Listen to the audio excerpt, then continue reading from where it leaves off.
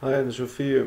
Jeg vil bare lige lave en hurtig, super kort intro til det her, hvordan man kan understrege i en PDF-fil. Hvis du går ind på under hjælpemenuen på en PDF, nu kan lige se der kommer en her, så kan du gå op her under hjælp, og så kommer den der, den har jeg heromme.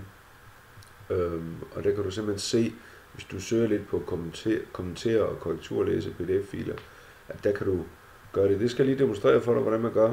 Først så gør du sådan der, og nu ved jeg ikke, om du kan se det, eller så skal jeg lige gøre den større.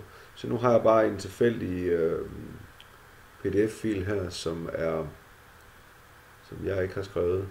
Så vælger jeg kommentar, så kommer der, den kan se anderledes ud, den kan også bare se sådan der ud, og måske sådan der, men dem kan du så fylde på.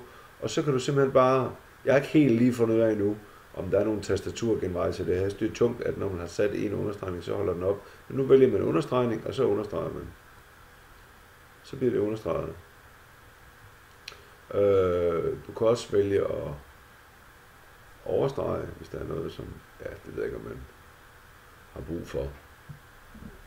Og så kan det godt være, at man tænker, når lige præcis den her, den skal for eksempel hænge sammen med den her, og så siger man, det her det er det allervigtigste.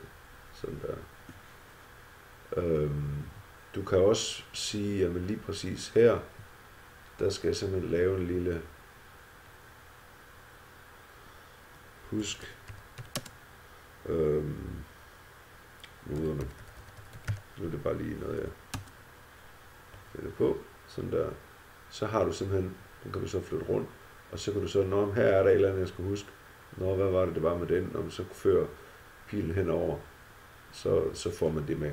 Det tror jeg, man kan eksperimentere sig lidt frem og tilbage med, og så kan man godt lære at leve med det. Og så skal man selvfølgelig bare gemme med ændringer og det hele.